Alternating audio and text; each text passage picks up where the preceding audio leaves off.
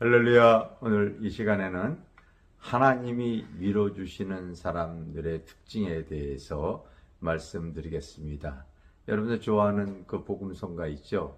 나의 등 뒤에서 나를 도우시는 주. 정말 살아계신 하나님께서 나를 이렇게 밀어주신다고 느끼는 사람들이 있어요. 그런 특징이 있는 사람들이 있습니다. 그런 사람들의 특징을 제가 생각해 봤을 때 한 네 가지 정도가 저 사람은 하나님의 그 밀어주시는 사람이야, 이런 걸 이렇게 느낄 수 있겠더라고요. 먼저 첫 번째가, 그런 사람은 자기의 인생의 모든 것을 약재로 삼는 사람입니다.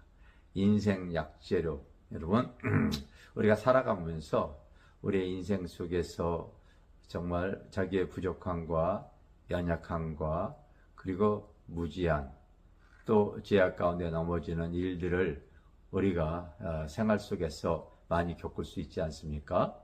그런데 그런 걸 가지고 이제 자기의 부족함과 연약함을, 여러분, 그 죄악된 모습을 자꾸 세상 사람들은 감추고 숨기려고 하죠. 그런데 우리 그리스도의 사람들은 그러한 제약된 모습이 자기가 드러났을 때에 사람에게는 그런 모습을 고백하고 하나님 앞에는 그 부분을 회개하는 것이지요. 그랬을 때에 오히려 그것이 전화위복이 되어지는 사람이 있었죠. 다윗이 그랬잖아요.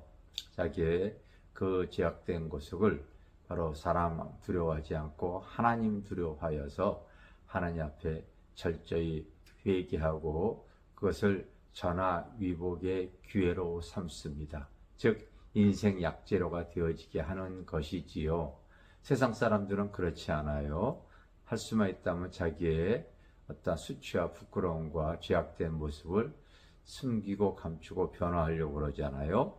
그런데 우리 그리스도의 사람들은 그 부족함을 하나님 앞에 솔직히 드러내고 그것을 고백하고 하나님의 도우심을 구하고 또 그것을 이겨나가려고 하는 삶이 바로 인생 약재료로, 나중에 나의 과거에는 내가 이런 잘못을 졌지만은, 이런 아픔이 있었지만은, 이런 고통에서 하나님의 도우심을 받았습니다. 인생 약재료 삼는 사람이 되어집니다. 두 번째는 소탐대실하지 않는다입니다. 바로 작은 이익을 탐하지 않는 것이지요.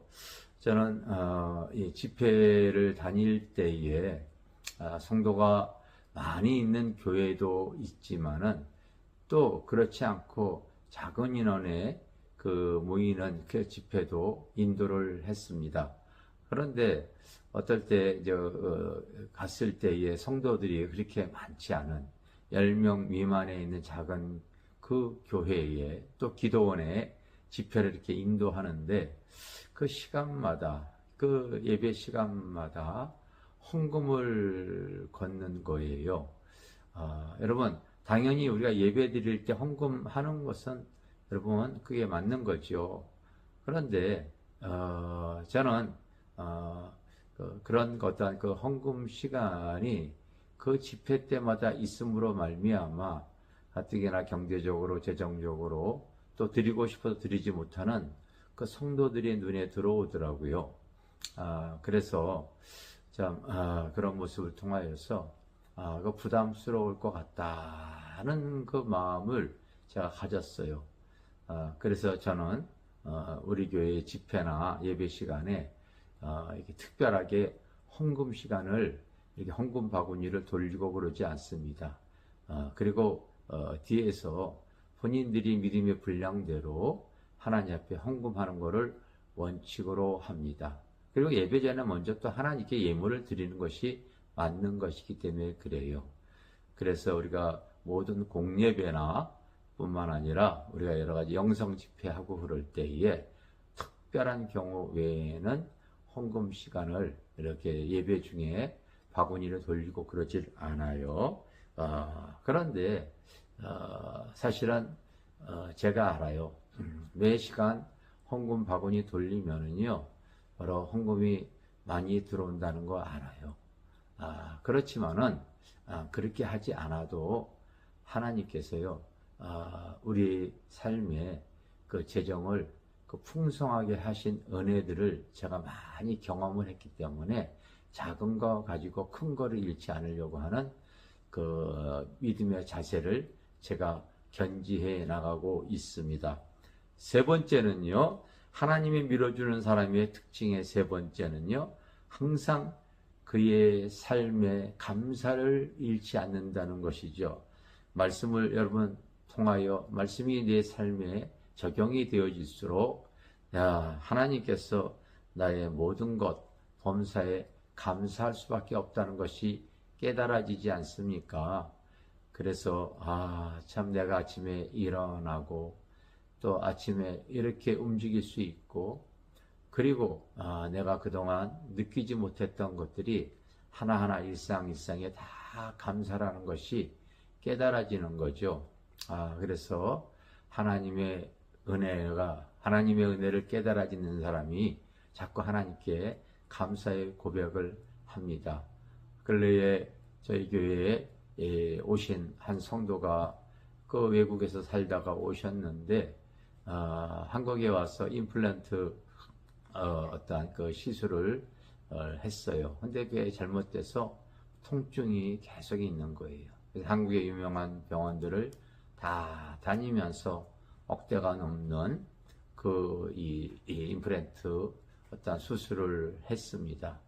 그래도 그것이 치유가 안 되어져서 이제 저희 교회를 알고 이렇게 이제 또 오셔서 기도받고 계시는 분이 계시는데, 임플란트 잘못 하나 해서 지금 5년 동안 식사를 못하고 그리고 죽만 드시고 계시는 분이었습니다. 자, 그래서 여러분, 우리가 아침에 일어나서 음식 하나 먹을 수 있는 것 자체가 얼마나 그것도 큰 은혜인가, 저는 이런 생각을 하게 되어져요. 또 하나님 앞에요, 이 나이가 되어지더라도 하나님, 내가 아직까지도 쓰임 받을 수 있는 것이 참 감사하게 여겨집니다. 또 교회 안에 좋은 성도들을 만남을 주신 것에 대해서 하나님께 감사하고 있습니다.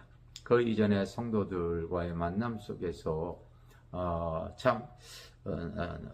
내가 신앙이 부족할 때 이러저런 사람들을 하나님께서 붙여셔서, 사실은 그 사람이 문제가 아니라 하나님께서 나를 연단하시기 위해서 그런 사람들이 내 주위에 있었지, 요즘에 와서 그런 것들이 깨달아지는 거죠.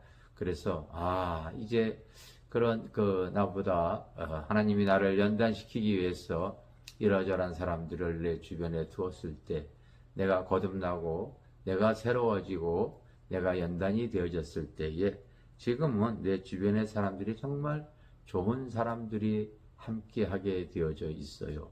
그것이 요즘 얼마나 또 감사의 조건인지 모릅니다. 그래서 일상에 누려왔던 모든 것들이 우리가 부르는 찬양이 그것이 당연한 것이 아니라 감사인 것을 깨닫는 사람이 정말 복인 줄 믿습니다. 마지막 하나는 하나님의 밀어주는 사람의 특징 중에 하나가 항상 나눔과 선행을 실천하는 것이죠.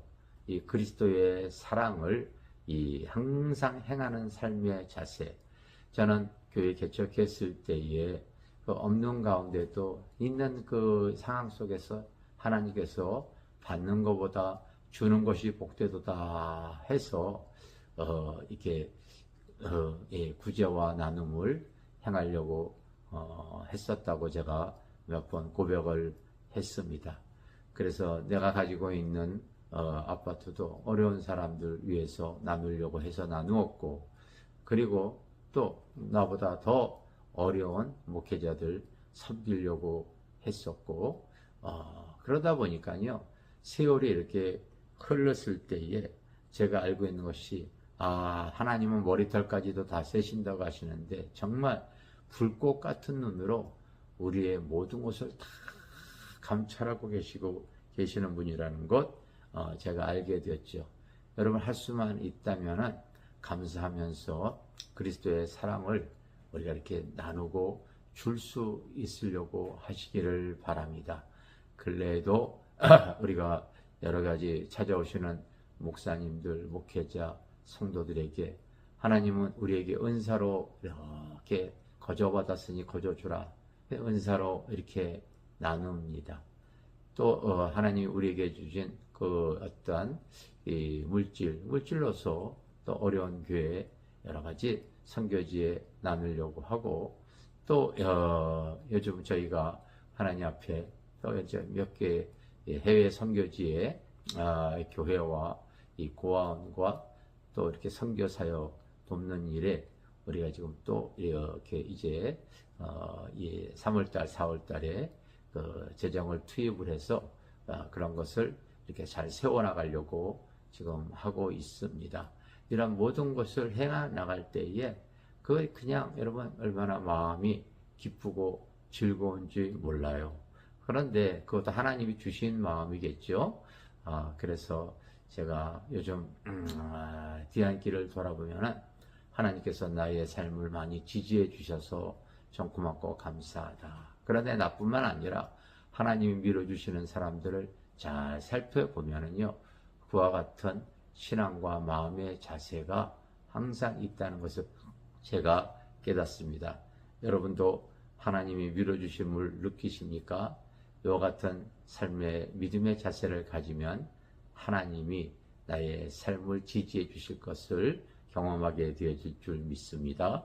할렐루야, 감사합니다.